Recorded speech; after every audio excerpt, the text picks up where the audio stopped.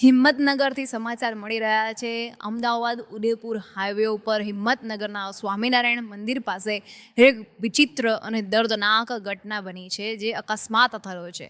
અકસ્માતમાં ડિવાઈડરના પતરાથી કપાઈ જતા 2 વ્યક્તિઓના મોત થયા છે, જ્યારે કારમાં 5 વ્યક્તિઓ સવાર હતા. તે પૈકી 2ના ઘટના સ્થળે જ મોત થયા છે.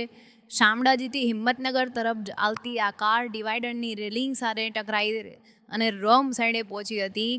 રેલિંગના પતરા કારમાં ઘૂસી જતા 2 યુવકો કપાઈ ગયા છે. કારમાં સવાર એકને ઈજા થઈ છે અને 2 જણા ગંભીર રીતે ઘાયલ થયા છે, જેમનો બચાવ થઈ રહ્યો છે.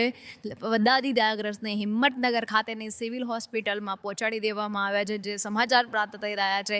અમારા સંવાદદાતા અશોક નાઈક તરફથી હિંમતનગર જે શામળાજી તરફથી હિંમતનગર તરફ જઈ રહેલી ગાડી હતી અમદાવાદ ઉદયપુર હાઈવે ઉપર, જેને અકસ્માત થયો છે, જે ડિવાઈડર સાથે અથડાવાના કારણે ડિવાઈડરના પતરા કારમાં ઘૂસી ગયા છે અને 2 જણના મરણ થયા છે.